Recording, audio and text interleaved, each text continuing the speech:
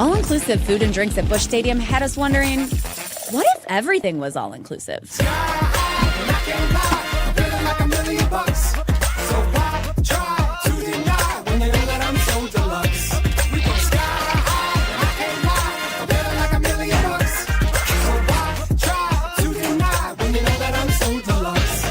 Louis Cardinals all-inclusive tickets are on sale now. Go to cardinals.com for more information.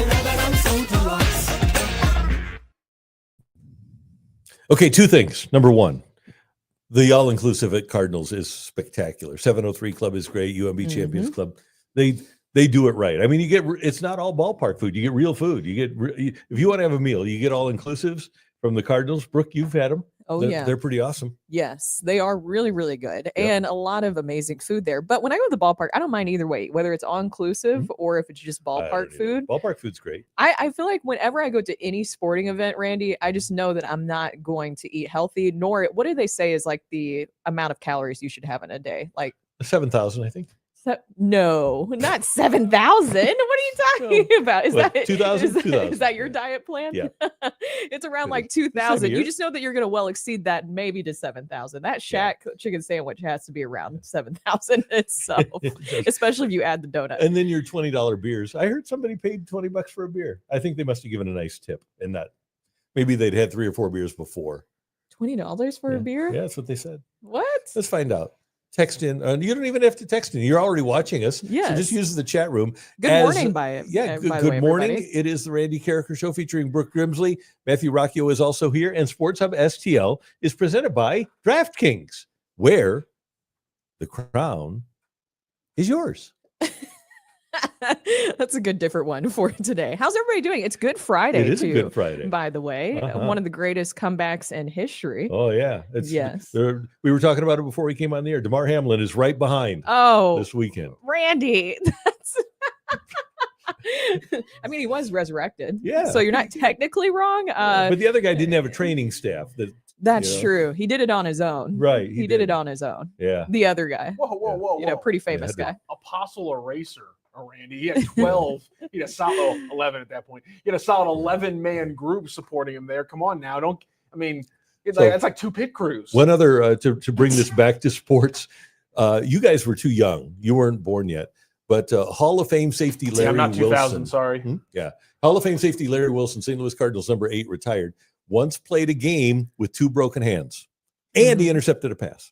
Beautiful. So now, again, the big guy, he had holes in his hands, but still. Randy. Oh my gosh. We have to get away from that. Anyways, I hope that everybody's having a great These people, I make one comment and they want to crucify me. Oh no.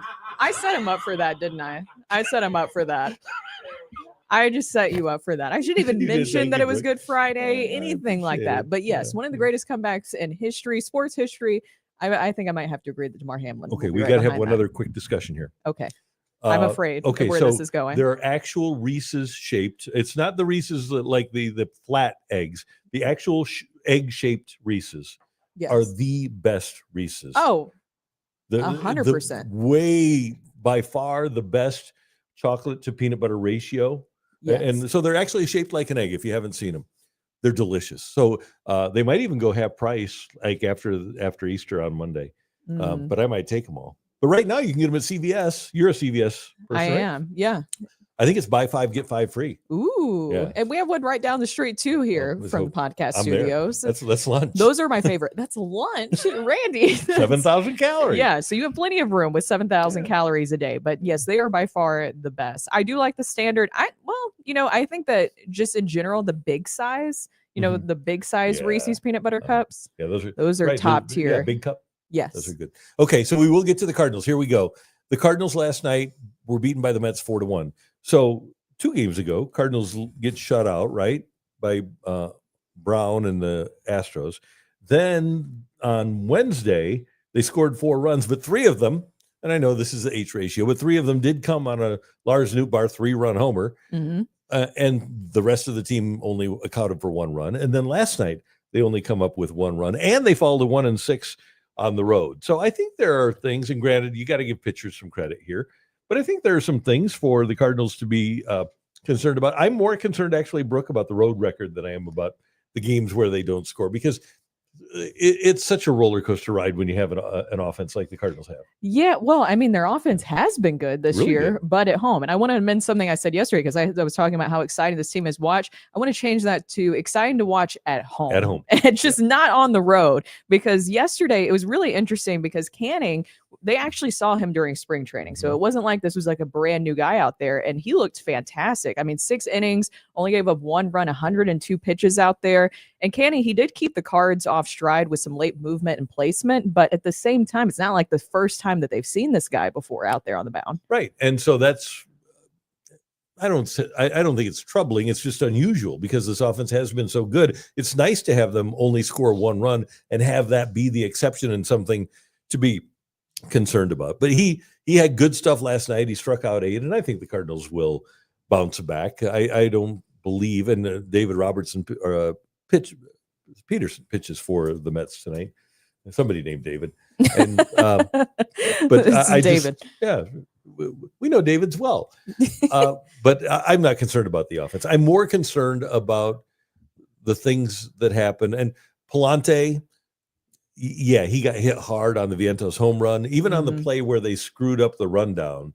Lindor hit the daylights out of the ball, and then Jordan Walker fumbles it a little bit, but that's another thing that can't happen. Now, would they have won the game? No, it would have been 3-1 rather than 4-1, but you can't be giving the opposition runs. And we're seeing that 6-man rotation. So you're watching every single one of these pitchers closely, because it's not the long-term plan. And correct me if I'm wrong, right? It's not the long-term plan to have a 6-man rotation the entire season. 2 weeks. 2 weeks. So then who are they fully evaluating here? Is it Liberatore? Is it Matz? And is it figuring out who's going to be the pieces that might go to the bullpen? That's why you're watching some of these starting pitching performances so closely. And Liberatore is there. He and Ollie mentioned the other day, and I think Katie Wu had it in her piece, that Liberatore he's going to get as many starts in a row as he needs, and he'll have some hiccups. So Miklasz isn't going anywhere. Miklasz has made 176 appearances as a Cardinal, 175 starts.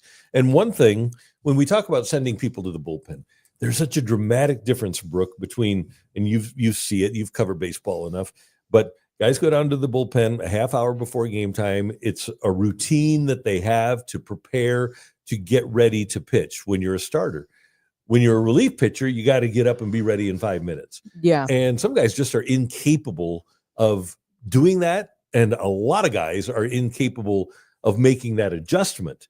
And I would not expect the Cardinals to try Miles Michaelis in the bullpen. I can't see that happening. Sonny Gray isn't going to the bullpen. No. Palante has pitched really well. He's not going to, and another guy that you want to give runway to, he's not going to the bullpen. So that leaves Matz or Fetty. And so Fetty's starting. So Steven Matz is the one guy that has pitched effectively out of the bullpen. We know he can pitch out of the bullpen. And another arm that the Cardinals want to protect. Unless somebody gets hurt, I don't see anybody else going back to the bullpen except for Steven Matz. Does it feel like they're just banking on somebody getting hurt at this point? Almost, yeah.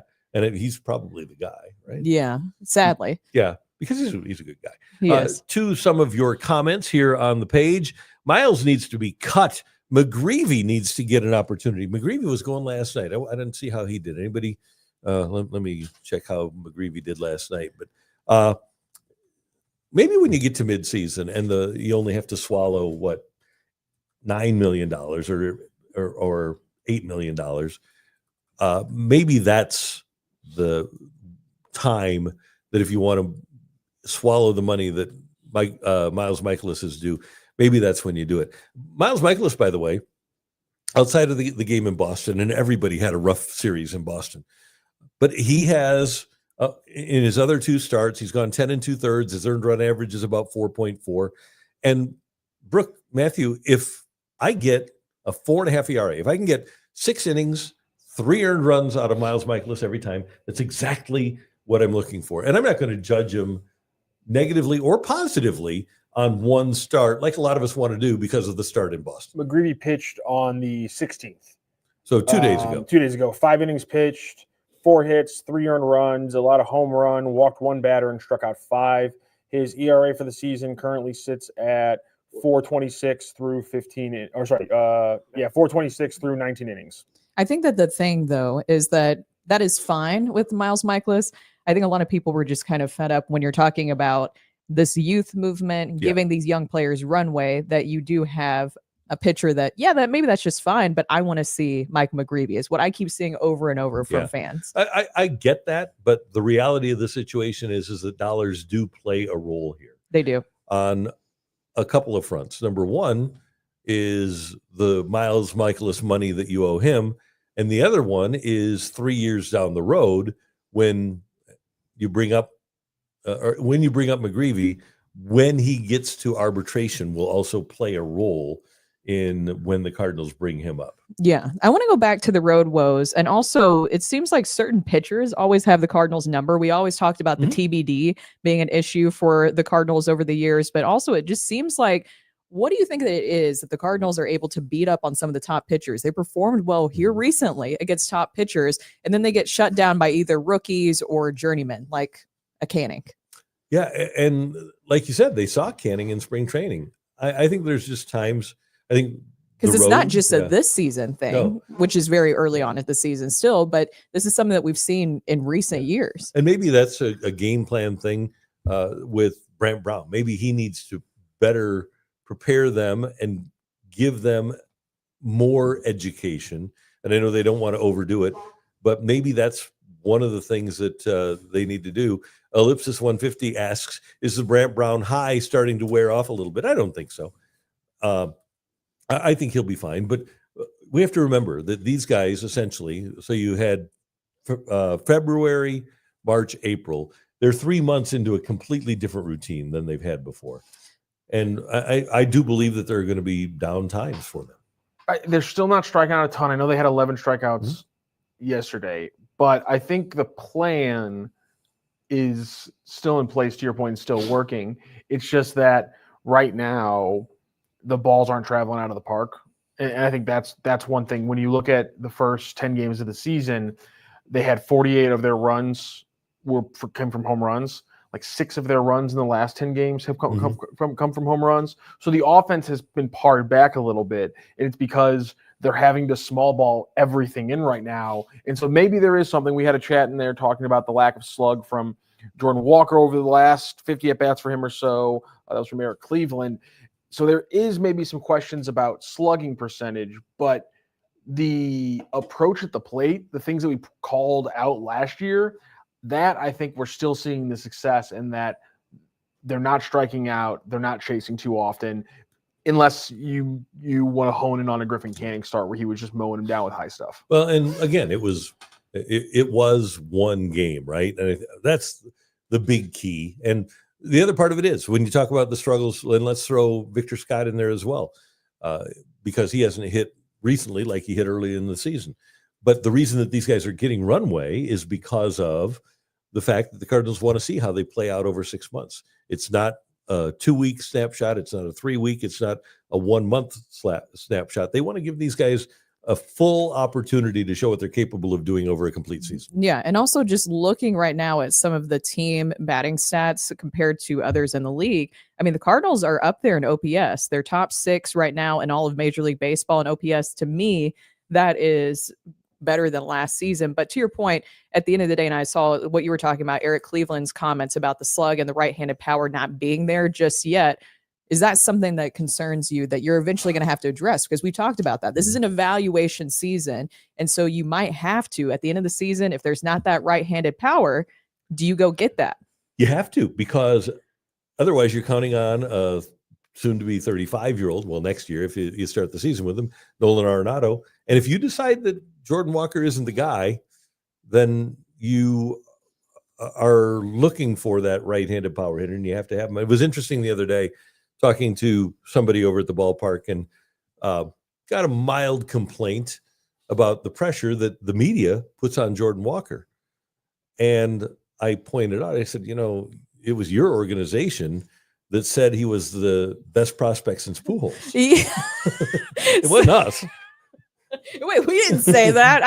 And look, Jordan Walker is great, but I mean that's a comparison to make. That's a pretty big comparison to make. So it's not like I always hate when that happens too, because you do hear that from players, you hear that from the organization, where it's like, well, the media is just really laying it on. It's like, well, what were the quotes that led up to that of where we would even come up with this? He's a first round pick. So of course there's always pressure, but at the same time, what did you put on him with that pressure? You also said that, I mean, he was going to make the team, and then you would stick with him through adversity, and then you sit him down as soon as adversity hit.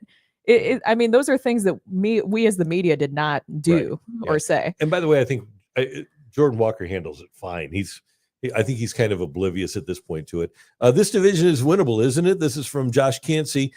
He said that with Justin Steele going down, that the Cardinals should have an opportunity to win.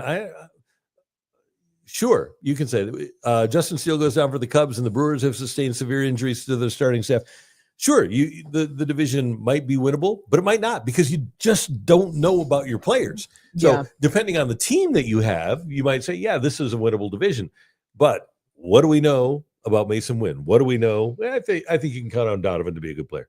But what do we know about the outfielders? Before this season started, Fangraphs projected that the Cardinal outfield was going to be the worst in baseball. And there's still a long way to go here. We aren't even through April. And so, yes, depending on how good these players are, the division might be winnable. But then again, it might not. The Cubs, they have a really good system. I think if the Cubs wanted to go out and trade for Sandy Alcantara when he becomes available, they'll be one of the teams in the hunt for him. Yeah, and their revenue spending. I know the payroll is always a very sore subject, but their payroll does not reflect the revenue that they bring in whatsoever. I know a lot of people are getting on the Cardinals for that with payroll, but the Cubs, they were like third in revenue last season, and their payroll is not reflective of that, even though they went and spent all that money to get Craig Counsell. I do think that hitting wise, this team, I like the approach so much better. It is just confusing that we haven't seen it translate on the road yet. And when you're talking about competing against other teams in the division, you do have to play better on the road. And theoretically, everybody should be better at home. If you can just get to 500 on the road, 2 out of 3 at home, 500 on the road, take your chances there. And the Cardinals are 8-4. They're winning 2 out of 3 at home. Josh, again, tonight's tough with Peterson being a ground ball lefty. We got to Fromber and Wheeler, who are lefties, though. Well, Wheeler's a right-hander, and Fromber Valdez is not left-handed. So, but Peterson is. You're going to see your guy. Are you excited about seeing Lucan Baker in the lineup? Oh yeah, of course. Anytime we get a Lucan Baker sighting, that's always exciting to see. Lucan Baker is very exciting. Let him bake and rake. How about that? This bake and rake. This is what it's come to. It has, yes. But hey, look, he's getting an opportunity, so that's great. He's not necessarily, I would put him a part of that youth movement, which that kind of opens the door to another question. You don't send down Lucan Baker. I know that Mason Wynn, he is still dealing with the back spasms. If you want to get that, about a week back. So he will head to Memphis for a rehab assignment beginning tonight. And if there's no setbacks over the weekend, he's expected to rejoin the Cardinals next week in Atlanta. So who is the person that is sent down? Saggese. Should it be Saggese, though? Yeah, because he's got to play. But what's Siani? What's his point? He's your best bunter. And he's a guy that... Hey, I saw Burley bunt. Yeah, there you go. But Burley bunt. Here's the other thing about Siani. I don't need Siani to play. Siani can be the 26th guy on my roster. I don't need him to play. I think for Saggese to be as good as he can be, he's not a finished product. I think that he needs to play. Don't you let him? I mean, you can let him play now. Yeah, 455 and 22 at bats. That's a great sample size. Let's put. I know it's not a good sample size. Next time I go to Cooperstown, I'm going to check out that Bo Hart. Oh, I know Randy. It's not a good sample size. I'm not saying it's a good sample size. I'm saying let him go until he hits a wall. Okay, who are you taking out of the lineup then? Michael Siani. That's what I'm saying. He's off the roster. Oh, he's not playing. If you've got Arenado, Wynn, Donovan on your infield, where's Saggese going to play? But here's my question: is we discussed this. We discussed this yesterday, and we discussed this yesterday. Did he smile? That's good. I got him. Yeah, you got him. But what is the answer to Nolan Arenado? So say that you move Nolan Arenado at the trade deadline. Why not have Saggese already here and where he could maybe be your third baseman? He's only 4 hours away. I know, but I'm just saying, why not go ahead and just get this runway started with Saggese? I like what I've seen. You don't have a runway. That's the problem, Brooke. He's not playing. when he gets the opportunities, I like what I see from him. That's but for sure. here's the thing: are you right now? If you bring Win back, are you going to play him in front of Arenado? No. You're going to play him in front of Win. No. You're going to play him in front of Donovan. I get that. Yeah. But I think that Saggese, I think that this is if we're talking about this being a transitional season where winning, and we've discussed this, winning is not necessarily the biggest thing, even if they say that it is. I want to make sure that we have the future ready to go because Nolan Arenado, I'm assuming, won't be the answer for the future if he's moved at the trade deadline. If Nolan Arenado would get traded tomorrow, Nolan Gorman would play third. There's some people in the chat, and I want to ask you this too. Would they send Gorman down? No.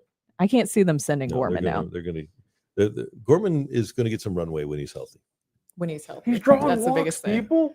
Yeah, he's I'm freaking out over here. He's drawing walks. That's a positive. That is a positive. We fall in love with the new guy all the time, but like you said, Matthew, 22 at bats. Come on, let's. and by the way, I'm not disagreeing with you on the dramatic concern too in the organization about his arm strength, about his ability to play the left side of the infield on a consistent basis. So what is the right position that they think would be best for Saggese? Probably second base. Oh, please, no. This is left field. And here's the problem. If you have him at second base, you've got Donovan there now. With Arenado here, you're playing Gorman there. And then you've got Weatherholt on the way. That's what I'm saying. I think everything I hear about Thomas Saggese, and again, I have a problem. Swell guy. You tell me a guy is a solid athlete, doesn't have a great arm, but is going to have a bat that you need to have in the lineup. Sounds a lot like a left fielder to me. That sounds like a great left fielder. So then do you take Newt out in favor of him? Well, we're always playing 4 in the outfield. How many guys are we going to have on this team where they have a great bat but not a great arm? That's a problem. Yeah. I'm not talking about this year. I'm talking about next year and the future of Saggese. Because to your point, there is a little bit of a clog there at certain spots. And somebody's going to have to move to left field. Reality of this situation is that half of these guys are going to wash out. Once you give them a 500 at-bat season, you're going to find out that a group of them just can't play at a championship level. Can they all play? Yes, we've already seen it. But there are certain players that cannot play 130 or 140 games at a championship level. And that's what you need to know, especially with these younger guys, is you need to know what you have in them and what they're capable of doing. Andy says, with J.J. Weatherholt on the way, I know a lot of people are really excited about J.J. Weatherholt. And Saggese looking like a legit Major League Baseball player, the Cardinals will have to make a decision to trade some of these guys away. There's no room. They will. And that's why they're trying to find out who to trade and who not to trade. Yeah. And with Nolan Arenado, he could say no, though. That's another part of this of will Nolan want to stay or will he go? I'm sure if it's the right team, but that's the issue, right? Is that it has to be the right team. And and the right team is going to have to express interest. I think that there's going to be an opportunity, but I don't know when that opportunity for the Cardinals will arise. Do we have Bernie yet? He's at 10:30. 10:30. Okay. Well, let's get to the Blues thing. I want you to see what Jim Montgomery had to say yesterday about playoff time, because I love this about the playoffs. And I always mention it because every coach and player you ever talked to that's been through the wars, they talk about this. And so here's what Jim Montgomery had to say yesterday about the playoffs. Playoffs are a completely different animal. And in that sense, whatever we done in the last 2 months to get ourselves ready for this, it helps. Just like the outstanding season that they've had for 82 games helps them prepare for the playoffs, but it's a different animal. It's the like going from civilization to the wild, wild west. It's a completely different, and the way people react and how people respond, is different because results are immediate. You don't have the next 2 games to correct things. You got to. I love that. It's like going from civilization to the wild, wild west. It is. And it is. Sometimes when you watch the games, you think, okay, well, yeah, this is the Wild West. There's no doubt about it. It is. Well, it was like what Jamal Mayers was saying yesterday. And by the way, you can go back and watch that. It was a great discussion with Jamal as we previewed the Blues and the Jets first round matchup. And he mentioned it's almost like refereeing goes back, like, what did he say, 5 years or something like that? Yeah, just go back 5 years to what 5 years, because it's a different animal. And that's why it's hard to bet against especially your goalie and Jordan Binnington in the playoffs, because we've seen it when the lights are the brightest, that's when Binnington shines, and he turns into a completely different animal, which he's had a great regular season, but the way that he's able to just turn into a different player during the playoffs, I think that's something that just showcases a different type of player. You know, not every player can do that, where they turn it up another notch going into the playoffs. And I think there are going to be players, and obviously the veterans are going to try to explain to the youngsters how it's different at playoff time. And Jim Montgomery is going to try to explain to people like Kyrou and Bolduc and Tucker and Toropchenko. They're going to try to explain, try to verbalize how the playoffs are different. But until you get into it, I don't think that you can really appreciate how different it is. Well, especially during that Stanley Cup run. Luckily, you have Robert Thomas, who was 19 at the time, that went through that Stanley Cup run, and Jordan Kyrou wasn't there for that run. So this will be a new experience of if you can get past that first round, how much further you can go for Jordan even. Yeah, and I think it's really a benefit to the Blues. Thank goodness they still have Braden Shen around. But I believe that Broberg playing in Game 7 last year, Parayko, Fowler hasn't played in the finals, but he's played in a couple of conference finals. Nick Leddy has a Stanley Cup ring. I think there are real advantages that the Blues have with the leadership of the veteran players that a team like Winnipeg just doesn't have. They have not been through that Game 7 war that they've come out on the good end of. I think Braden Shen is a huge key here. I do too. I think Braden Shen, and he deserves a lot of credit for wanting to stick around. I know that there was a lot of trade rumors, and he discussed that too at the trade deadline afterwards of some of the teams that were looking at him. We were very well aware that it seemed like Toronto was interested, but he wanted to stay here in St. Louis, and that was a big key to what we've seen in that bump after Four Nations. Yeah, I'm really excited about this. I think the Blues do have a chance. The best way I can put it from my perspective is I believe they're capable of beating anybody 4 games out of 7. I kind of think they're going to win this series. You think so? Yeah, and I always go back to, and we'll talk to Bernie about this in just a few minutes, but it's the team it's not the best team. It's the team that's playing best. And yes, hottest. Winnipeg did play great, but we'd have to go back and look and find the last time the Winnipeg Jets played a meaningful hockey game was. Yeah, even Hellebuyck, I think that it's been, I had that stat yesterday for him, but it's been 4 years since he's won a playoff series. Wow. See, that's a big thing. It is. It matters because that's what Monty was talking about there, is that there's a difference. It's a different animal. It's a wild, wild west once you get to playoffs. Yeah. And it's great to have a coach that understands that. And we wouldn't even be talking about this if Drew Bannister was the head coach, because they wouldn't be in the playoffs. But sad but true. And this is all due respect to him. But he hadn't been through it. He doesn't know what this is like. So, and Monty does. So I am so happy that Jim Montgomery is the Blues coach. I don't think these young players could have a better guy that was available to lead them on this journey. 100%. You can see the change in the way that he's able to get this group and get the most out of these guys. We've talked about that, but it's just really cool to see what he's been able to get out of this group. And with this matchup, it'll be interesting because the team that last snapped the Blues franchise record 12-game win streak, that was the Jets. And who was the last team that beat the Blues inside Enterprise Center? As 2 months will elapse between that loss and the Game 3 in St. Louis, it's the Jets. I mean, it's a lot leading up to this, but there's just something about things aligning in place with the Blues right now. You had that coach change. What did we see in 2019? The coach change. I think that that's something that you have to look at going into this. And then also being hot at the right time. And the Blues got hot at the right time. I know they had 3 losses, which were concerning to a lot of people, 3 losses in a row. But the way they were able to finish out the regular season there at the end, I think gives you a lot of hope going into it. And the Blues were the hottest team in the league for a long, long time. If you would look at that far right column during the stretch of the 12-game winning streak, 7, 8, 9, 10, 11, 12, there were only like 2 hot teams in the league, the Blues, and I think Tampa Bay at one point was really hot. But everybody else seemed to be like either 6-4, 5-5, or 4-6. So the Blues having to play those meaningful games and having to play with playoff type intensity, not playoff type speed and not playoff type ice size, but playoff type intensity, I think that really works to their advantage. This could be Ben says, Hellebuyck's nightmares are Benner.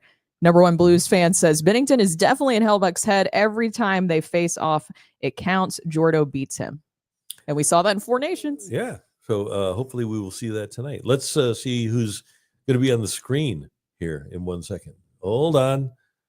It's going to pop up on the screen, and it is going to be, who do you think it is? I don't know. We're Is it gonna a have mystery guest? Mystery guest. There he is. There he is. It's our mystery guest. The one, the only Bernard J. Miklasz. Yeah, I feel like I'm disappointing you all because I'm not a mystery guest anymore. I'm kind of a. We could always do this every Friday and pretend it's a mystery, Bernie. I know. I ought to do something. Maybe when you give me the mystery guest intro, I'll take one of my cats and just put them in front of the camera. There we go. You have a cat as a guest. Anyway. So anyway, how you guys doing today? Everything's great. Doing great. Having a good Friday so far. Yeah, and I heard you talking about the Blues and the Jets, and this ought to be a lot of fun. Really looking forward to it. It's so great to have the Blues back in the postseason. You don't realize. I mean, I didn't realize almost like how much I missed it. Until they were out of it, because they were in the postseason for so long, and of course they had that great run in 2019. It just gives you an addiction to postseason hockey. It was kind of hard to go without it. Bernie, they also seem to have a little bit more, a lot more swagger than they had under Drew Bannister. But it's fun to have a coach with the level of confidence that Jim Montgomery has, isn't it? There's no doubt about it. I mean, he knows his team. He knows exactly how to tailor its play. He knows how to teach him. He knows how to get him to buy in. He's very articulate, and to use your word, he's very intelligent. And he's got a sixth sense about things. I mean, like the way he goes about making decisions, like so many of them are like right on the money. And he just gets the best out of his team. And I go back to this one stat, and I realize that we're talking about 300 plus games behind the bench in the NHL, and we also know that Jim Montgomery hasn't won a Stanley Cup. In fact, in Boston, I think you could say his postseason teams were a little disappointing, but I think a lot of that was on the players. But Jim Montgomery's got the third best winning percentage in the history of the NHL among coaches that have coached at least 300 plus regular season games. I mean, translation, he's a great coach. He really, really is. And his turnaround was nothing short of just almost perfection, considering where the Blues were. It has been really exciting, Bernie. And I know a lot of people want to do the 2019 comparison, but you can't really do that with this group. I mean, this is a completely different team. And I give a lot of credit to Doug Armstrong and how he was able to really build it towards that NHL trend of being faster, like we have seen. So true. And it is they have a more of a capability because of their speed than maybe the 2019 team did. But the beautiful thing about the team that Armstrong and Montgomery have put together is that the Blues are, and I talk about this so much, I think I wear people out with it, but the Blues are just a really fantastic 5-on-5 hockey club. I mean, when he took, from the time he took over until now, the Blues, I think they have the number two, they have the second best percentage of goals scored share at 5-on-5. And since February 8th, when, they've gone 24-3 since then, the percentage of the 5-on-5 goals they've scored, over that time in games is ridiculous. It's almost 60%. And my point is, they kind of have, they don't kind of have, they have that 2019 element of being really strong and physical at 5-on-5 play. But now you add the speed to it, and there's an extra gear there. The foundation is 5-on-5, but they have that extra gear now. Bernie, like pretty much every team in the NHL, Winnipeg is way better when they score first, when they lead after one, when they lead after two. But the numbers are astounding. 34-3-3 when they score first, 29-0-1 when leading after one period, and 40-0-3, I believe, or maybe it is 40-0-1 when leading after two. So with those numbers, for me, the key for the Blues is to get off to great starts and score first.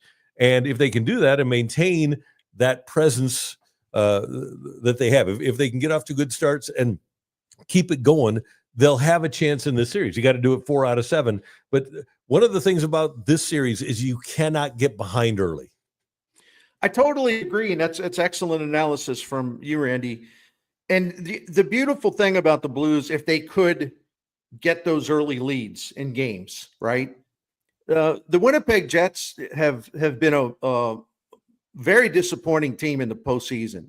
You know, it's a team that this is their best team that they're taking into the postseason, but they've had some other really, really outstanding teams that just went belly up in the playoffs. The Blues did it to them in 2019. And I also think that, you know, Hellebuyck is a tremendous goaltender, but, and I don't have the numbers in front of me. In fact, I was going to do this after I'm finished speaking with my two friends here, but Connor Hellebuyck, pardon me, his postseason record is pretty spotty.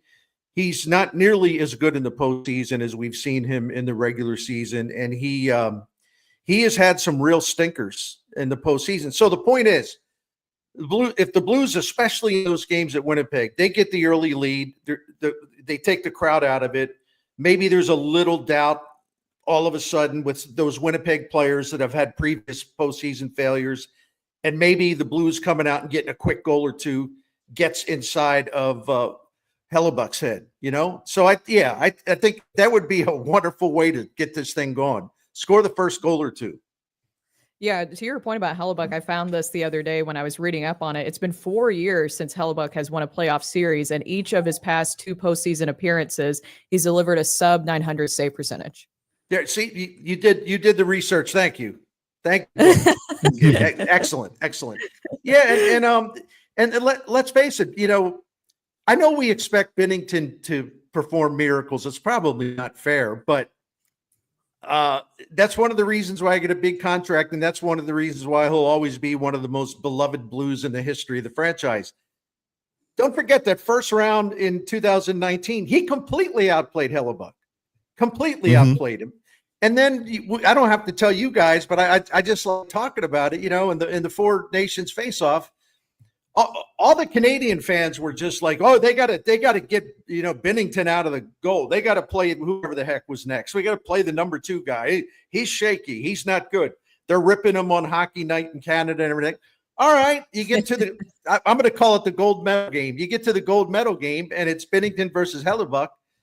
And Binnington just owned the goaltender battle. I mean, he was like 20 times better than Hellebuyck. So Binnington, you know, that's why we love him as big game Binnington. Yeah, he's just a little streaky. He's a little inconsistent. Sometimes he goes bananas, loses his head a little.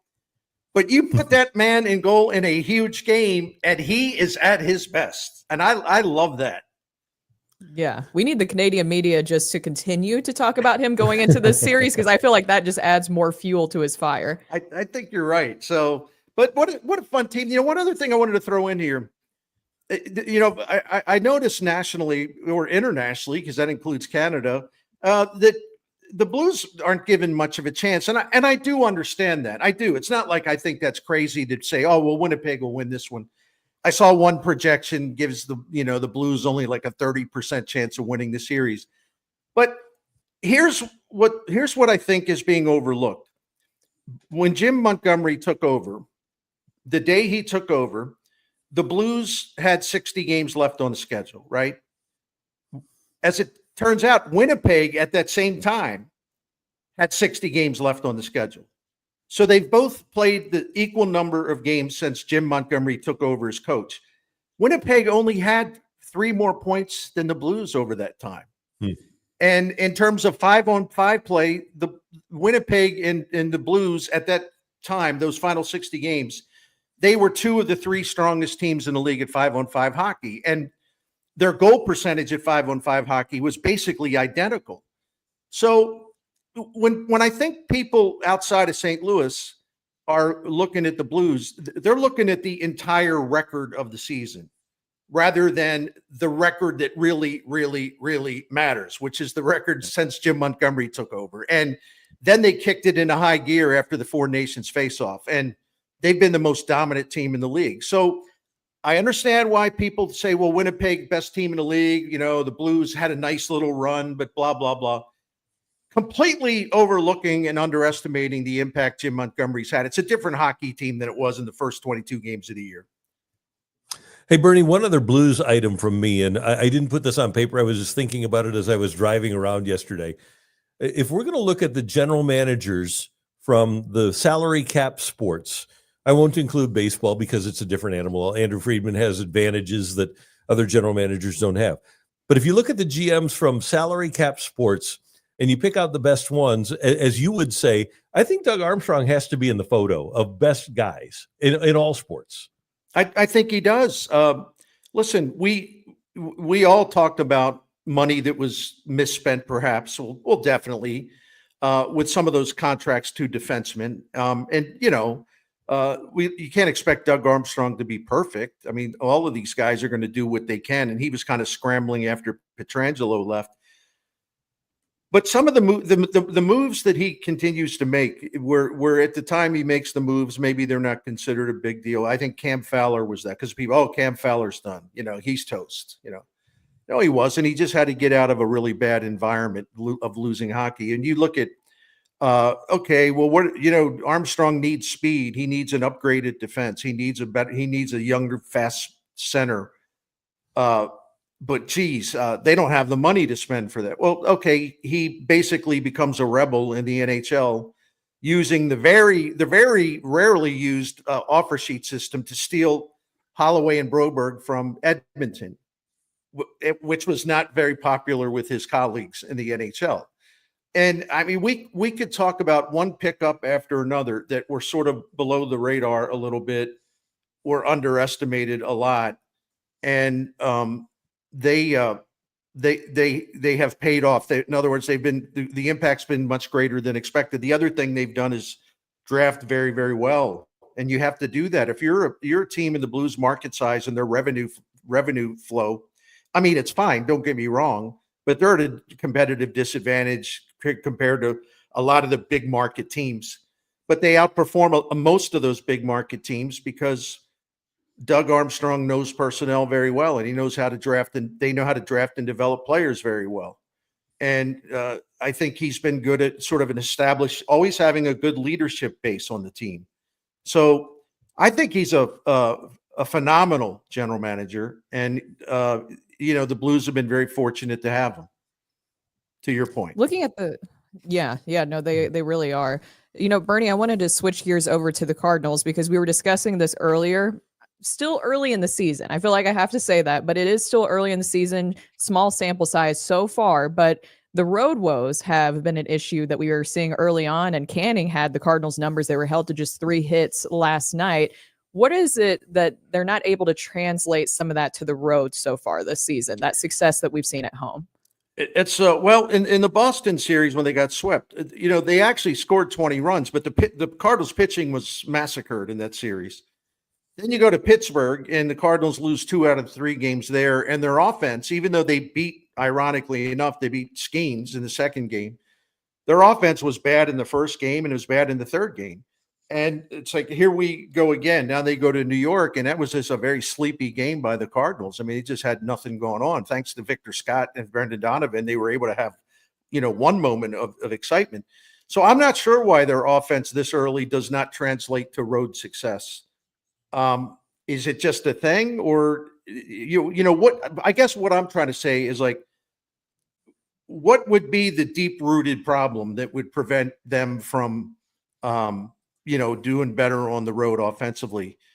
Maybe they just don't have as much confidence. I don't know. I think it'll probably be, you know, even out. But in their last 3 road losses, you know, they've hit about 140. An average 2 runs per game. They've been just almost, you could say, non-competitive. So yeah, I think it's I think it's a problem for them, and I hope they snap out of it. By the way, there have been 14. Let me think of this. Or 15 Cardinals teams in history that have started a season either 0-7 or 1-6. There's been 15 of them. It might be 14, so don't hold me to that if I'm off by 1. I just did this morning, but I didn't write it down here to my immediate right.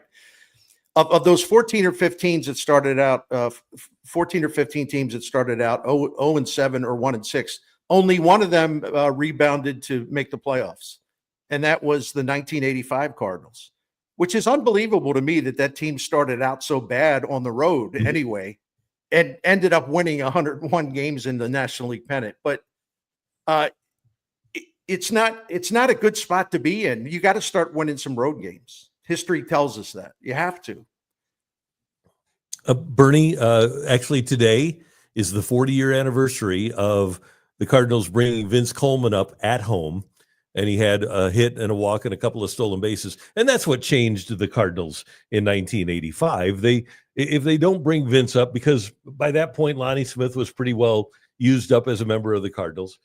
And granted, they had Clark, and he was great, and Tudor got off to the 1-7 start. But the real spark plug for that team was Vince Coleman arriving. And ironically, after that bad start, they were under 500 when he arrived 40 years ago today, and then they wind up winning. I think they started 20-20 and wound up winning 101 games.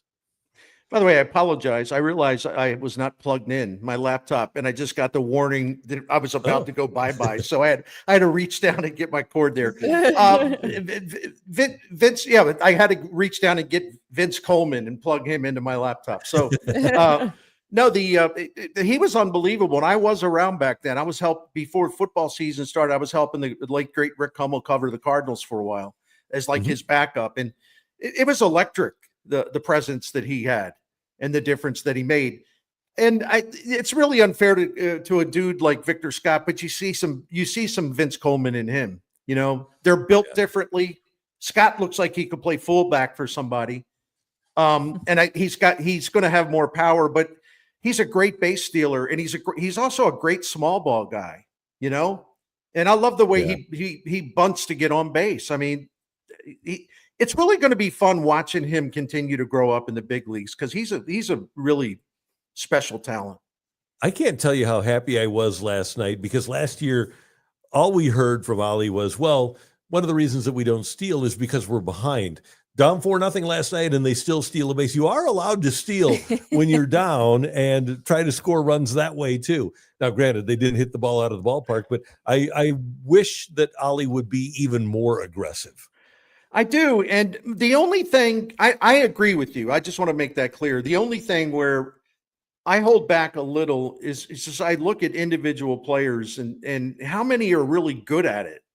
You know, maybe I'm a little too much of a worrywart there, but how many of those guys are really good at stealing bases? And maybe that's part of his reluctance. But I agree, especially when the bats just aren't clicking on a given night or day. Yeah, I mean, try to stir it up a little bit. Try to stir it up. I mean, certainly the Cardinals are encountering some catchers and even some pitchers that aren't very good at policing the running game. I have to believe there have been some spots they can take advantage of, and they haven't. So your point is correct. You know, I'd like to see them be more aggressive. And guys, I want to go back to Brooke's question here about the road. Even when the Cardinals won 93 games in Ollie's first year, they were 40-41 on the road. Last time they had a winning road record was when Mike Schilt was their manager. I didn't know that. That's a strong stat. Yeah. Why though? You know, because this is a good offense. Mm-hmm. This offense has to wake up on the road. But it's not easy. The other thing about the Cardinals too is, look, I know it's early and they're 9-10. The National League so far, take a look at the standings. Take a look at all the teams that have 10 or more wins. Take a look at all the winning percentages. I mean, it looks like this is going to be the type of year in the National League. The league is so strong that if you get behind, it's not a situation where, well, the league's kind of soft. There's only a couple really outstanding teams. So there's plenty of time. I think if the Cardinals if they slip too far behind, and let's just say they have to sort of go for a wild card spot, I think the competition, I think the obstacles in the way are going to be pretty formidable. It's really, it could change, but the National League collectively, other than the Rockies, who of course are an embarrassment, and the Nationals aren't real good either, but the National League is really, really strong so far. And I don't see a reason why most of those teams can't stay strong. And we also do expect Atlanta to play better because they've had guys out and things like that. So that's why you got to start winning some games, so now it'll be 10 of the next 13 games are on the road, and they better take care of some business, and they better take care of some business with their only home series after this road trip. Milwaukee comes in because the Brewers are doing it again. I mean, they lost their first 4 games of the season, and since then they're 10-5, and they have 8 pitchers on the injured list right now, 8 pitchers on the injured list, yet they're winning games. They do it every year. Remember Randy and Brooke when a lot of the national pundits, we're talking about the Cardinals had that devil magic. How do they keep doing this? They find these players. Cardinals they win with devil magic. The Cardinals lost the devil magic and they lost the NL Central to the Brewers because the devil magic now resides in Milwaukee. Yeah, they keep finding a way. One more question I have for you, Bernie, because we were discussing this earlier, but Mason Wynn is eligible to come off the IL on Tuesday. He starts his rehab assignment tonight. So if everything goes well, there's no setbacks. It's expected that he will be with the team in Atlanta next week. Who's the player that comes off? Because we were trying to figure that out. Is it Thomas Saggese? Is it Michael Siani who's getting sent down? Who should be the guy that goes down? I think it's got to be one of those two. I mean, Nolan Gorman, it's been a weird year for him so far because he got hurt. He just hasn't really played all that much, but he has to play, and he is slugging over 500. I mean, it's not like he's been awful at the plate. So he's going to stay, but Saggese is so impressive. And no, we don't expect him to, continue hitting 455, but he's got easy power. He's got a really easy swing. He puts the ball in play. He hits the off fields. He's a very smart, mature hitter for his age. And the other thing is he can play a bunch of positions for you. I personally think that they should keep Saggese because as a utility guy and with Brendan Donovan then also becoming your de facto fourth outfielder, I think Saggese can help you in a larger number of ways. But knowing the Cardinals and knowing how much the manager, just absolutely adores Michael Siani, I would be very surprised if they kept Saggese. They just love Siani so much. Here's one thing that people should know about Siani. I asked Ollie the other day, I said, who's the best bunter on your team? And without hesitation, he said, Siani, and it's not even close. He said, Victor Scott II can do some things. He listed Donovan, he listed Burleson, but he said number one bunter on their team is Michael Siani. Maybe he should bunt every time up. It couldn't hurt, but if they need to move a runner over in late innings, that's one of the things. When Ollie would decide to bunt, which is rare, I'll admit, but that's one of the reasons that he loves him is because he can bunt. He's also, go back and look at his stolen base success rate last year. Siani's fast, not as fast as Scott, but he's really fast. He's an outstanding base stealer. So in fairness to him, and I think it is important to be fairness to him, he is a great defender. He is a great closer, to put out there defensively to give yourself the optimum defense in a tight game with a lead. And the other thing is he can come off the bench and play small ball. He can bunt. He can move people over. He can bunt for hits. Or if you bring him in as a pinch runner, he can steal a bag.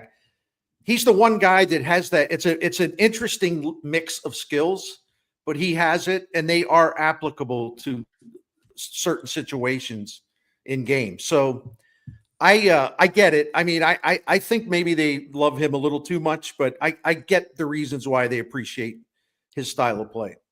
And as I said to Brooke earlier, I would hate to see Thomas Saggese put in that position. He's not going to play ahead of Arenado or Gorman or Wynn or Donovan. So all of a sudden he becomes Tom Lawless in 1987.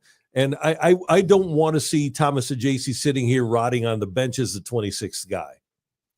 Yeah, and the reason I'd say I'd love to see him keep him is because I just like watching him play.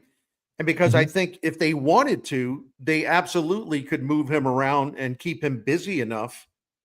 But I don't think it even comes down to that, because I do agree he needs to play a lot. I definitely agree. He can't be sitting around on the bench up here. But that would be up to Ali Marmol to make sure that he doesn't sit there and collect dust. But I think it's irrelevant because I think they first of all, he's got options.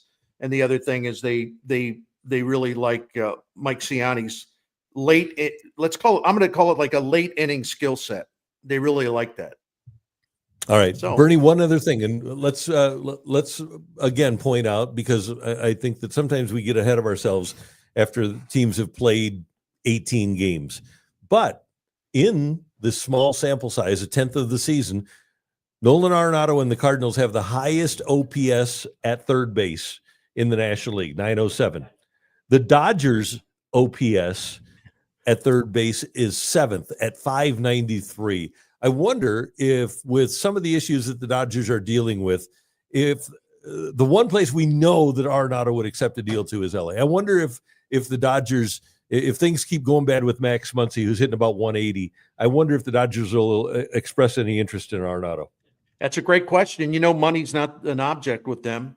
I think there'd be more concern about the final 2 years of his contract beyond this one. Mm-hmm. But if they're convinced that he has found something and his bat is faster, he's improved his bat speed through a lot of off-season specialized training. I think he's more viable in the eyes of a lot of teams now that were kind of like about him before. So I hope he continues to hit well and he still plays excellent defense. But I think there'll be a market for him if he can keep this up. Whether it's the Dodgers or any number of other teams. I kind of laugh reading my friends in New York talking about, oh boy, the Yankees have really improved their defense at third base, and they can afford, to play a slap hitting third baseman because his glove is so good. First of all, his glove's good, but it's not great. And the other thing is, at some point, you have third base, man. That's traditionally a position where you want a really good bat and a really good glove. So if the Yankees, in a very tough NL East and with their starting pitching problems, I got to think Brian Cashman at some point is going to be on the hunt for someone to upgrade their position player talent. Yeah, absolutely. Bernie, it's always good to see your face and to hear your voice. Have a happy Easter weekend. You got any good food that you're making this weekend? I think it's your standard fare, but I'm good with that. We don't eat much ham during the rest of the year, but on Easter, I think I think ham's got to be an essential piece, not the only piece of the meal, but I think that's our leadoff hitter. That's a good play. That's a good one. Yep. Yeah. What are you doing? Have a great time. We love your work. We always love talking to you, man. All right, and I think you got to start doing some grilling videos for Sports Hub STL. Oh, that's a good idea. Actually, Bernie, as you and I had a tendency to do when we were doing a show together, we seem to get into food discussions every day, and the suggestion has been made: Sports Grub STL. That's a winner. Is that beautiful? Yeah, let's go for it. Let's do it. We will. I'm gonna be calling Randy Karraker off duty because I'm gonna look for his advice on what grill I should go to, because I sort of went into grilling retirement and I'm really embarrassed that I did. But I feel I have to come out of retirement, so I need the master, Randy Karraker. I need him to provide spiritual guidance, but also grill guidance. Spiritual Bernie, grill guidance. No better weekend to make a comeback than this one. Might be some rain though. I'm a fragile guy, so you have a wonderful weekend, and let's go Blues, later, right? Take care. Take care. Yeah. Take care. Thanks, Thank Bernie. you, Bernie. Bernard J. Miklasz joining us every Friday here on the Randy Karraker Show, featuring Brooke Grimsley. Baseball season is officially underway, and you need to step up to the plate with DraftKings Pick 6. Think of DraftKings Pick 6 as your fastball right down the middle. It's the easiest way to play for cash and take a shot at a big win. And I'm taking a shot today. So all you need to do is select 2 or more players and choose if they'll have more or less of a stat. Pick 6 is available in most states, including California, Texas, Georgia, Missouri, and more. And you can just cash in your baseball knowledge. New players get $50 in Pick 6 credits instantly on just a $5 entry. All you need to do is use that code right there, STL Sports, at DraftKings Pick 6, and you can make big money. And I did one today. Let me get to the thing here. Hold on. I'm on the wrong thing. Let me get to DraftKings Pick 6. I did a couple of unders for basketball tonight, and here's what I've got. I've got Anthony Davis less than 42 points, rebounds, and assists, 42.5, less than 42.5. And I've got Andrew Wiggins playing against Atlanta, one of the best defensive teams in the NBA. I've got Wiggins at less than 19.5 points. Let's see if Randy can do well tonight on DraftKings Pick 6. Again, the promo code STL Sports. And here's what you need to know. With DraftKings, the crown is yours. Gambling problem? Call 1-800-GAMBLER. Help is available for problem gambling. Call 888-789-7777 or visit ccpg.org in Connecticut. Must be 18 and over. Age and eligibility restrictions vary by jurisdiction. Pick 6 not available everywhere, including New York and Ontario. Void where prohibited. 1 per new customer. Bonus awarded as non-withdrawable Pick 6 credits that expire in 14 days. Limited time offer. See terms at pick6.draftkings.com/promos. Okay, so here's something that I think everybody needs to know. We're going to take you behind the curtain here of Sports Hub STL. We anticipated having our friend Eric Sontag on the show at 11 o'clock. It's 11:01, and let's see Eric Sontag. He's here. I know he's here. There he is. What's How up, you guys? doing, sir? Everything's good, man. Playoff hockey's here. I cannot wait for it. Okay, Domesticated Gamblers and playoff hockey. What's your game? I mean, are we an over-under group, or are we a line? Do you bet players and props? How do you bet playoff hockey? Yeah, it's tough because I was really looking at the total of, when I saw the Blues are going to be playing the Jets. This is going to be a tightly contested series, I believe. So I figured that the line would come out at 5.5 for the total and be like, okay, under looks really good for me. Unfortunately, our friends at DraftKings have juiced up the under at -148 for under 5.5. So they're thinking along the same lines as me. So that's just too rich for my blood to take a -148 price on the under 5.5. If it got down to probably -125, I would take it, but otherwise it's a pass for me. For me, the Blues in the playoffs, it's an emotional risk management festival for me because I think I spent over $1,000 to see the Blues win the Cup back in 2019. And it was like the best $1,000 I've ever spent in my life, just betting on their opponents to win the series throughout the playoffs. So I do think, though, if you're a neutral observer here, and if you look at the series price, Winnipeg is a -190 favorite to win the series on DraftKings. The Blues are at +160. If you're a neutral observer and someone gave you $100 to bet on who wins the series, I think there's way more value in the Blues to win it. These teams played 4 games this season. The combined score of those games was 11-10 in favor of the Jets. And really, it was 10-10 in goals scored because one of those goals was credited as a shootout win for the Jets. So if you put $100 on the Blues to win the series, you profit $160. If you bet on the Jets to win the series with a $100 bet, you only profit $52. So if you're a neutral observer on this series, man, I think the Blues are a really good bet. I think these teams, and Bernie talked about it in his segment, how the teams are so similar since Jim Montgomery took over for the Blues. I think this is going to be a very, very tight series. I'm fully expecting this to go at least 6 games. I wanted to look at the Cardinals because you have an article out right now on sportshubstl.com that people can see some of your predictions and bets that you have for the Cardinals. And you have some interesting tidbits about Miles Miklasz. The Cardinals, I didn't realize, but it's true, are 0-3 and Miles Miklasz starts. So what are you looking at tonight? Is it looking like the Cardinals could rebound? Is that a bet that you're taking or not? I am not taking that. I'm actually going to be on the Mets tonight because Miles Miklasz, I think there's going to be a good opportunity to make a lot of money on him in his starts this season. I hated to do it a couple years ago, but when Adam Wainwright was in his last season, I made a lot of money just fading him because you could just tell he was cooked.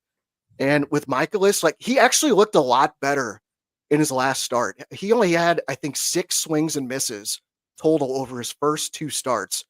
And in the last start against the Phillies, he generated 11 swings and misses. So his stuff just looked a lot better. But I'm not really convinced that he can replicate that in back-to-back starts. And this David Peterson for the Mets, I was really surprised when I saw this because I thought he was just kind of a jag. He's just a guy and he doesn't, really do much. But since the start of last season, he's made 24 starts. His record is 11-4, and his ERA is 2.88. And he's given up 2 earned runs or less in 20 of those 24 starts, which was stunning to me because I don't think of David Peterson as a very good pitcher. So I think this game, I think, goes one of two ways. Miklasz, he might be able to, give that quality start, the 6 innings, three earned runs allowed, something like that.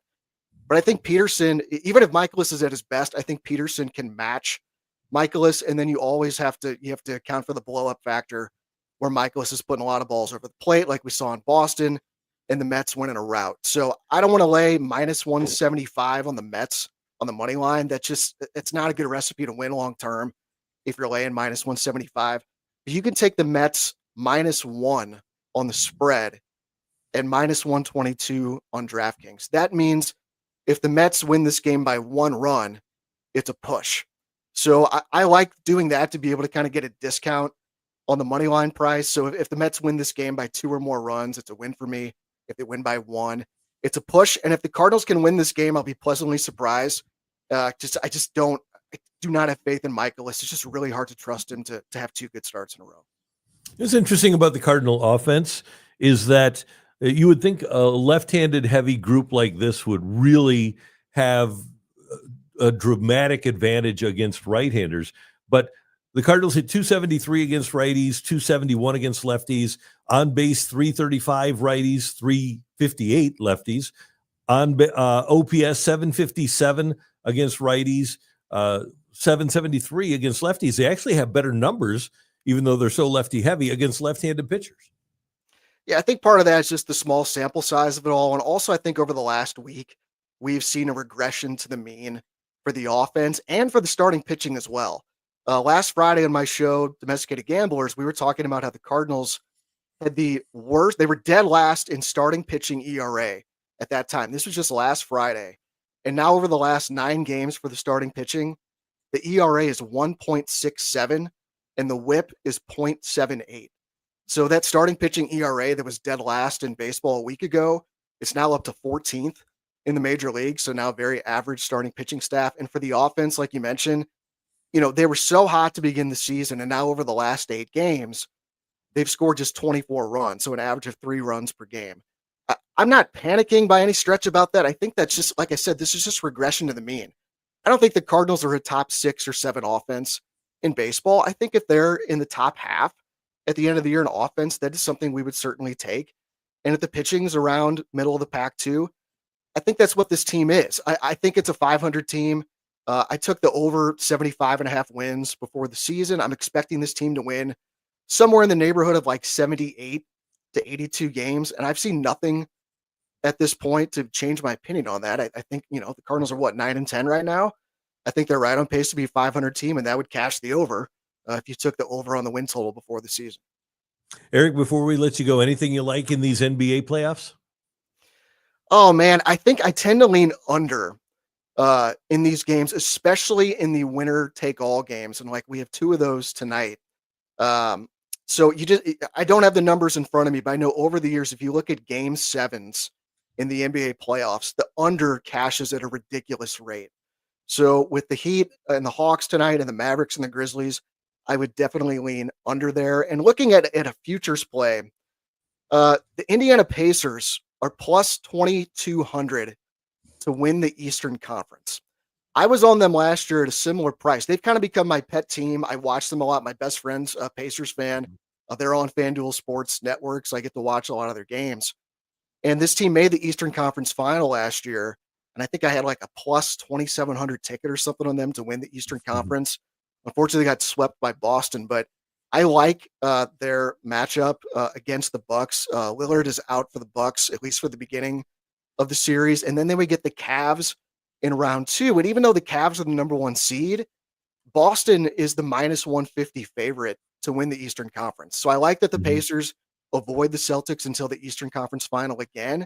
And then if it's Pacers Celtics again in the Eastern Conference final, you have a good hedge opportunity there to take Boston to win the series if you got the Pacers at plus 2,200 to win the East. So that's a good long shot play that I'm looking at for the Eastern Conference. Eric, we're looking forward to Domesticated Gamblers coming up here on Sports Hub STL at noon. And you and the guys always have great material. Thanks so much for taking some time with us, and have a great weekend, sir. You got it. We actually will be recording the show today at noon or at 2 o'clock. We got a little bit of delay with one of my hosts, so we'll record at 2. It should be posted on the Sports Hub STL YouTube channel by around 4 o'clock, I would imagine. So on your drive home, you can listen to some gambling content, get ready to bet the Cardinals and the Mets tonight. Sounds great. Thanks for the info. We appreciate it. Thanks, guys. Have a good one.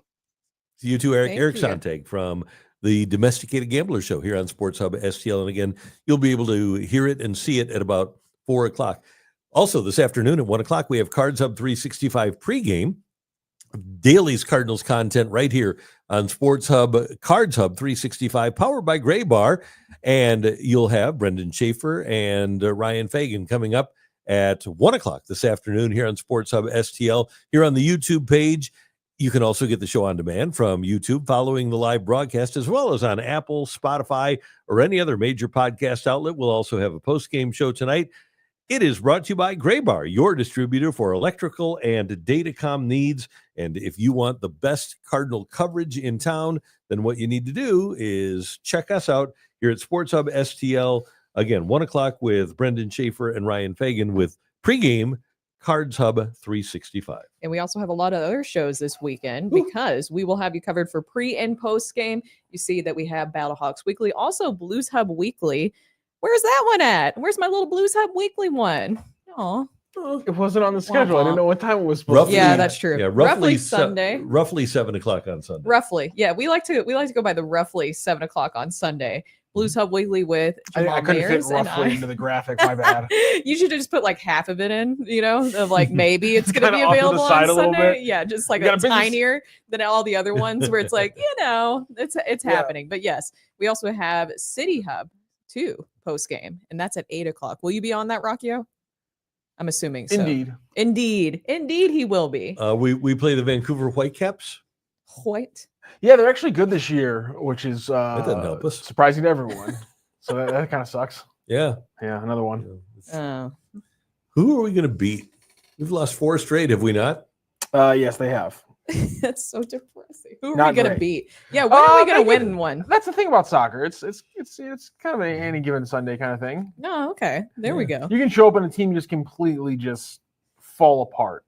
I mean, we see giants in soccer fall all the time. So Vancouver's a solid team. Brian White's scoring like crazy, but there's no reason that City can't. For the same, I mean, they just played one of the best teams in the league, if not the best team in the league in Columbus. Mhm. And if you take away a goal that shouldn't have been taken away, that's a 2-2 tie.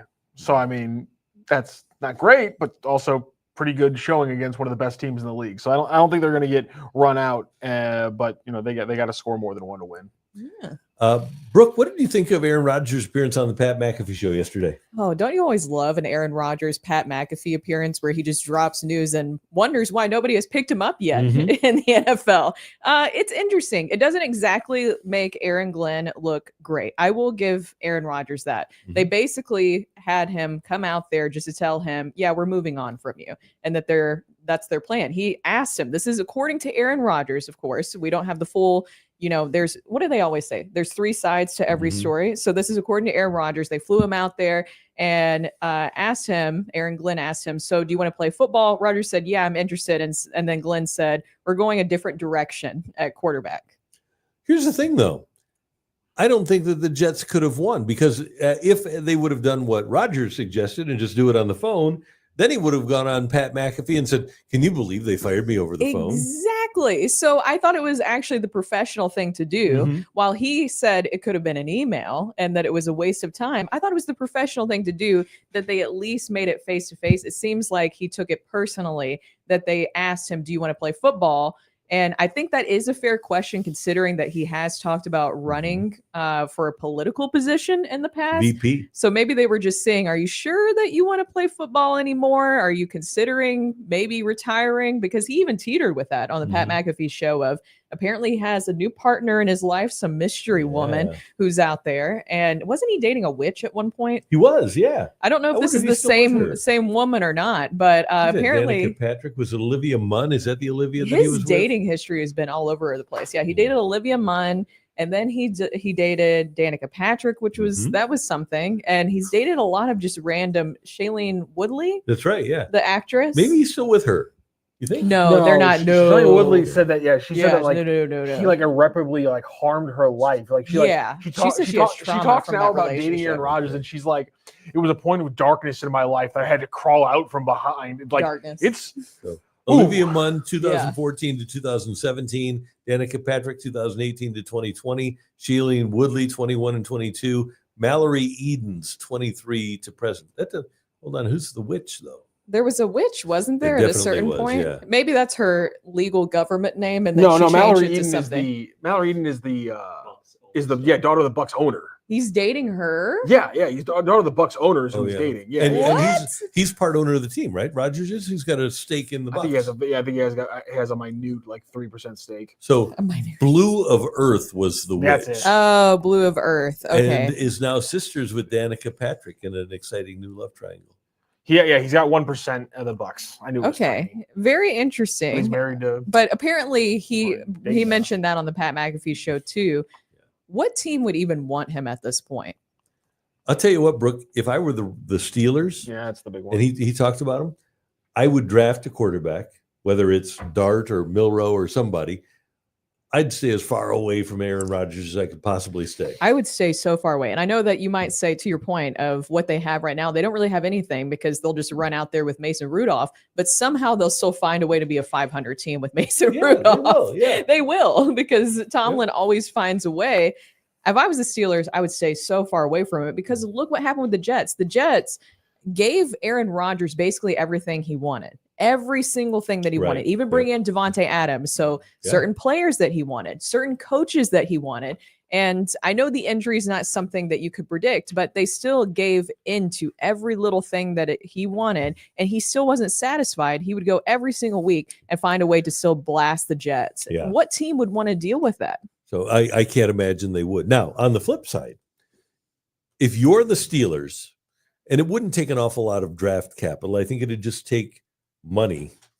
Would you go to Atlanta and say, what does it take for me to get Kirk Cousins to Pittsburgh? Why not? Give up a 5th rounder or something for Kirk Cousins. Yeah. And then just pay him.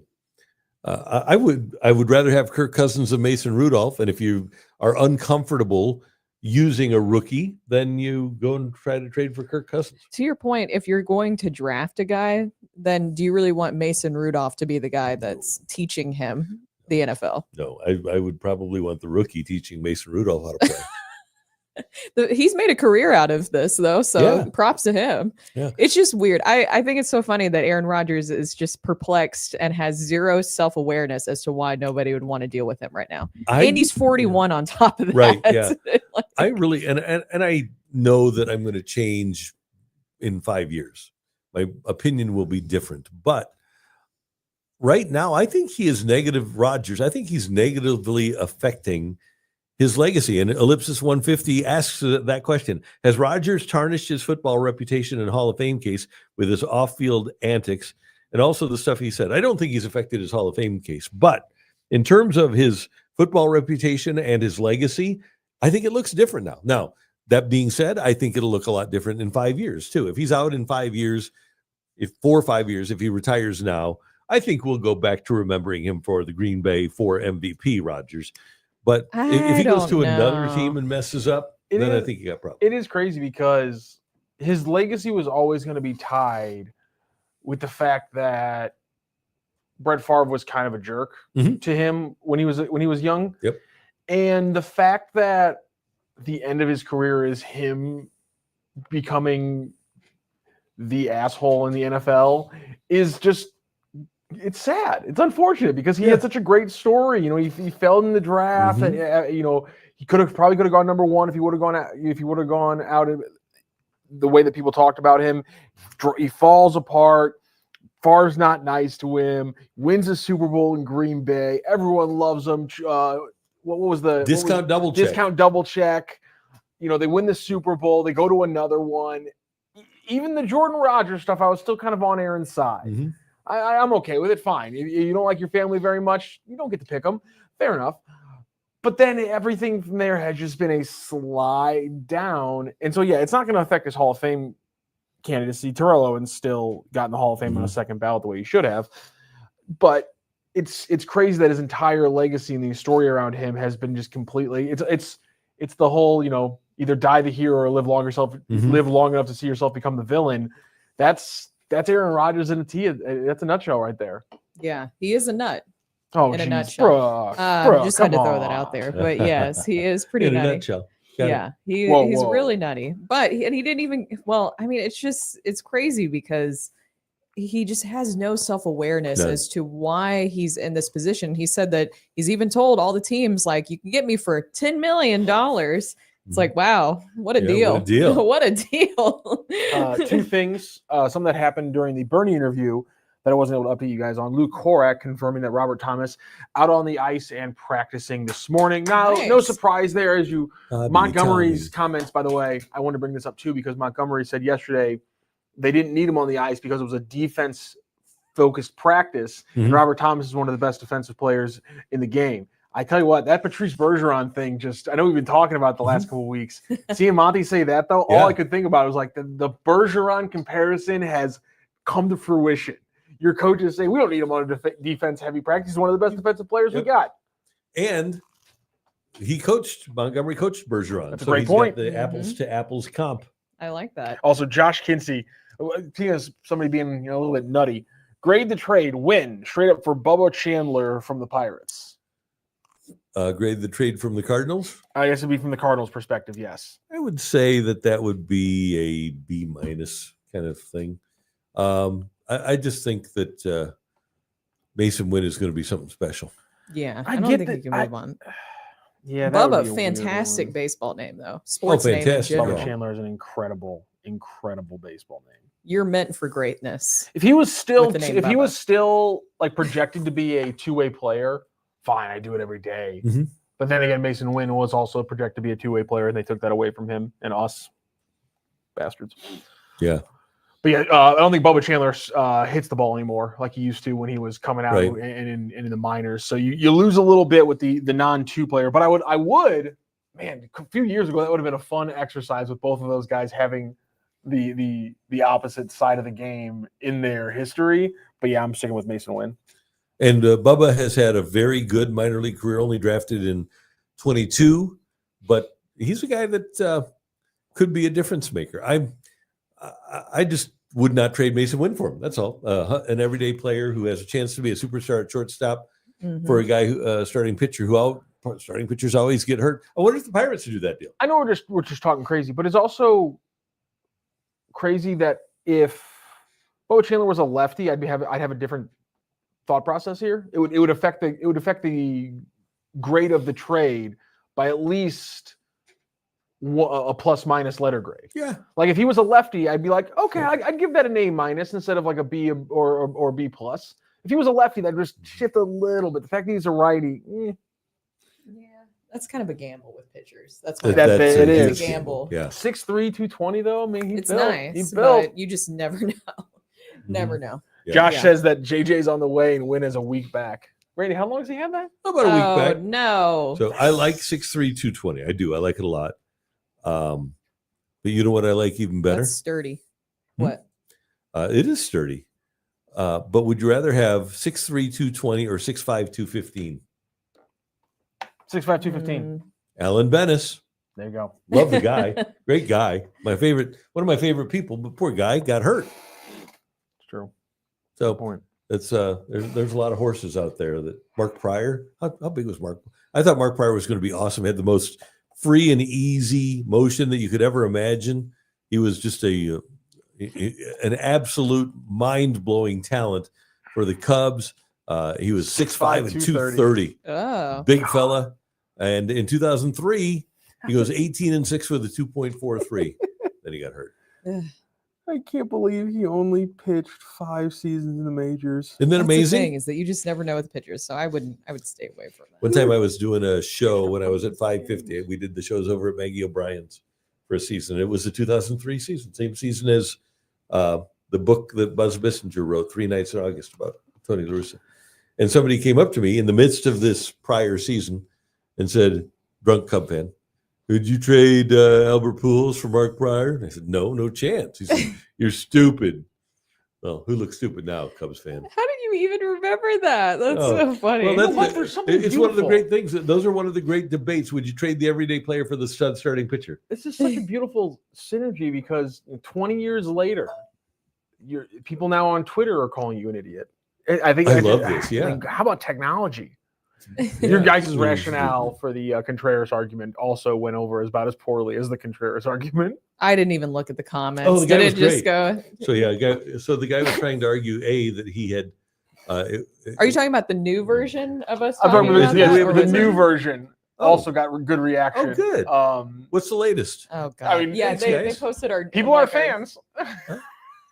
People are fans. Oh, people God. aren't fans. Oh, aren't fans. They're still just running with he's a great hitter this year, so it's a good free agent move. Nuance is a very important they've missed thing. the entire conversation. Nuance is a very important thing with that discussion because we were talking about the evaluation process. It was dead on arrival. We should have known it was a foolish errand. But you know what? I'm proud of you guys for trying. It's the evaluation. It's the evaluation of Willson Contreras. Willson Contreras is not. I think that people nowadays don't know how to like differentiate where you're saying, no, it's not a bad, like Willson Contreras is not bad.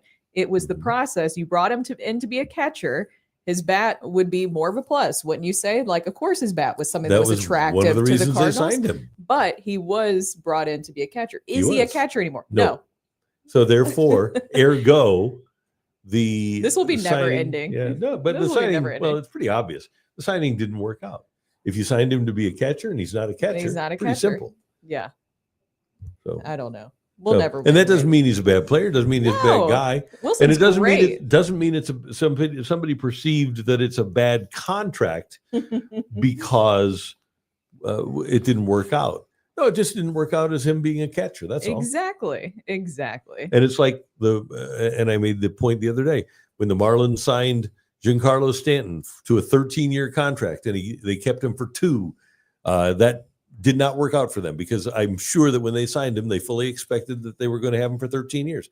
When the Rangers signed Alex Rodriguez to a 10-year, $252 million contract, they expected to keep him for a while. Tom Hicks was a big money owner. He was there for 2 years. Did not work out for them. There are a lot of deals that are long-term deals that don't work out for the team signing and might wind up working out for another team. So as an example, the Yankees benefited from the Marlins not being able to keep Stanton and from the Rangers not being able to keep Alex Rodriguez. And those, I would defy you. Well, I'm not going to defy you because you may think that those deals worked out for those teams, but they didn't. But they didn't. Oh, gosh. Don't clip that one and put it on there, too. We need to end this Willson Contreras debate. I'm over it. I know, but it's a debate for the masses on X. Yeah. So I did get a kick out of it, though. It was fun. It was fun. Yeah. So, okay. Oh, man. It was very enjoyable for me. All right, guys. To Bernie's point, there is going to be a lot of rain this weekend. So, but it's not going to hit until tonight. It's not going to hit until tonight. So you have a beautiful 71 to 80 degrees today, all through the day, and then your weekend's going to be kind of rained out. So what are you guys doing on a beautiful Friday afternoon? Is it beautiful right now? Oh, I know it was now. like. Is there any wind? Is it sunny? Sunny now. It's gonna be windy. The rain's gonna hold off till 11 p.m. I will probably do one activity and then get really tired and lay on the couch. That's what I'm gonna do, Brooke. Don't feel bad about that at all. That's exactly my plan on these kind of days. I do one activity, and that gives me enough right to then sit on the couch the rest of the day. And I usually like overdo it. Like I try to do something in the house that I need to do. Like I got to finish unpacking things for the nursery, and I'll start doing it. And then I'll get really tired and then go lay down. This sounds really familiar to my day, Brooke. Is that a warning sign for me, Randy, that I have the same day as a pregnant woman? There's nothing wrong with 35-week pregnant woman too. Like deep into the third trimester. I get a little tired. I do the work around the house, get a little tired, and I lay down. I don't see the issue here. No, it's not. And the Cubs are on TV this afternoon. Cubs and D-backs at 1:20. on MLB Network.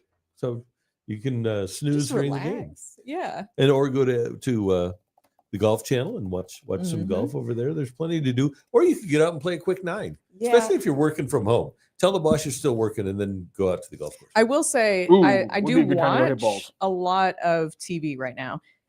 The new Black Mirror is really, really sad. And maybe I'm just really emotional Quick right now. question. Question. How is that different from the old Black Mirror? But the first one is really intense. Every I was not single episode expecting of Black that. Mirror makes me I know. sad. They took Or it to another terrified. level though. If you've seen the new Black that. Mirror, please let me know what you thought of that first episode, because it just I was like, dang, that was awful. Oh no. Yeah, so don't do that. I don't get to because then watch you'll get many depressed. shows. Because when I was, we also watch Alpha, a good movie. Alpha, you like dogs, I so you do. like dog movies. So Alpha on Air Bud. Netflix. Have you guys seen this? What? What the hell is this movie? Alpha. So it's about. Oh no, we got. Oh no! I told you guys to it's wrap too it up. hot. I'll shut up. Anyways, intro. we'll talk about it next week. It's great. Oh, okay. Alpha's great. I just want to give you this on this Good Friday. Okay, so this is the initial Twitter. Okay, Okay. they absolutely. This is the word. Oh, no. Absolutely. Oh no, Randy. Did not give Contreras 87. Isn't this fun? No. They absolutely did not give Contreras $87 million to play catcher. The plan was always, all caps, to have Contreras transition to first base after Goldie left. This was simple stuff that anyone with a brain can see, which I guess is why Randy couldn't. Okay. Later, Oh, the- oh my newsletter. god.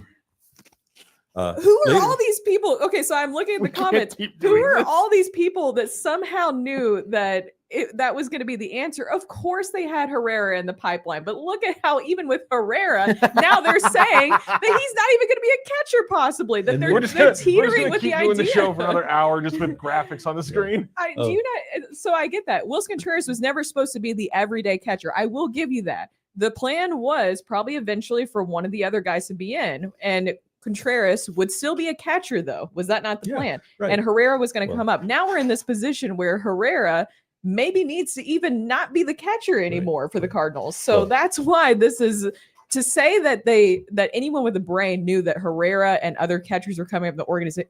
No. Well, and here's the other thing, Brooke. So No. he said they absolutely did not give Contreras $87 million to play catcher.